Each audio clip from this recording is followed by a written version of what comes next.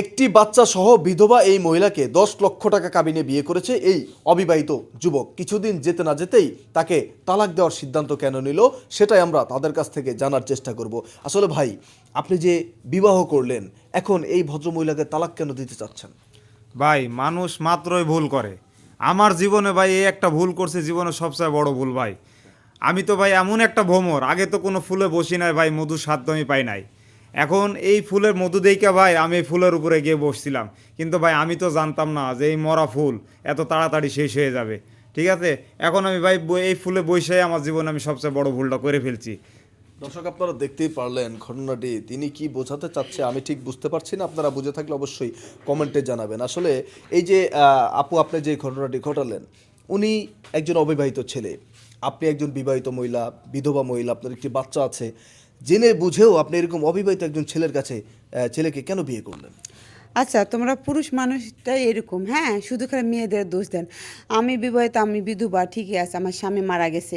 তাহলে ও যদি এত ভালো হতো, ওর কি মাথায় জ্ঞান বুদ্ধি ছিল না যে আমি এটা অবিবাহিত ছেলে, তার কাছে কী জন্য আমি যাব, তার সঙ্গে কী জন্য আমি বিয়ের প্রস্তাব দেবো? আমার তো দোষ একা না, দোষটা হ্যারো আছে না? যাই হোক, বিয়ে করছি 3 বছর বয়স হয়, বাচ্চা যখন আমার ছোট 3 বছরের, বিয়ের বয়স কিন্তু 3 বছরের, বাচ্চার বয়স 6 বছর। তো এখন আমি চলে আসছি, সংসার করতেছি। এই যে আমার শ্বশুর শাশুড়ি দেখতেছেন, মানে কথায় কথায় খুঁটা তো দেয়, তার সাথে ওইও। এখন আমার কথা, যখন আমি চলে আসছি এই সংসার, ওই যতই খুচাখুচি করুক না কোনো, আমি এই সংসার ছেড়ে যাইতে চাই না। আচ্ছা দর্শক, আপনারা দেখতেই পারলেন আজকের ঘটনাটি। আমরা একটু এই ছেলের মায়ের কাছ থেকে জানার চেষ্টা করব।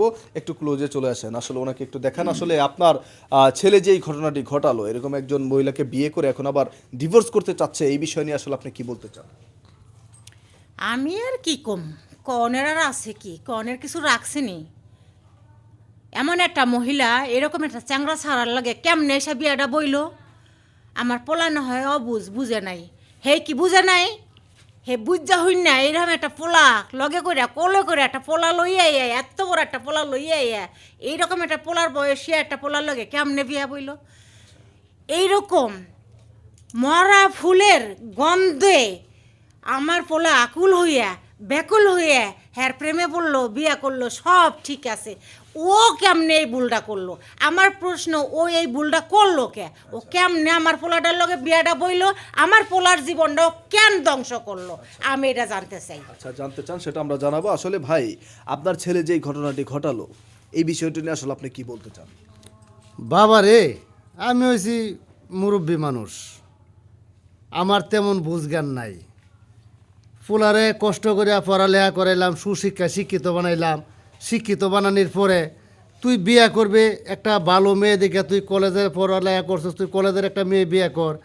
হ্যাঁ, এই যে একটা ছেলে, এই একটা ছেলে সহ যাইয়া এই মহিলারে বিয়ে করছে।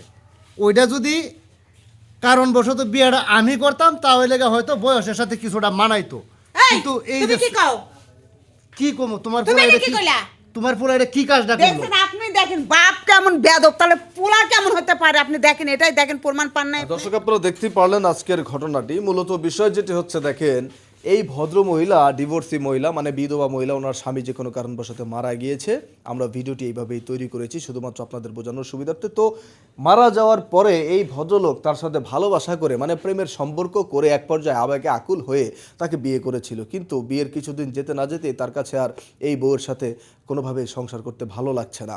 তো এরকম ধরনের অনেক আবেগে প্রলোভন হওয়া অবিবাহিত ছেলে আমাদের সমাজে রয়েছেন, যারা সমাজের এরকম প্রায় মধ্যবিত্ত ডিভোর্সি নারীদের জীবনের কথা চিন্তা করে, তাদের সুখের কথা চিন্তা করে নিজের জীবনটাই বিসর্জন করে দেন। তাদের উদ্দেশ্যে আজকে আমরা ভিডিওটা তৈরি করেছি। আবেগে আকুল হয়ে কখনো এইরকম ভুলভাল সিদ্ধান্ত কেউ কখনো নেবেন না। যেটাই করবেন অবশ্যই বুঝে শুনে করবেন। সবাই ভালো থাকবেন, ধন্যবাদ।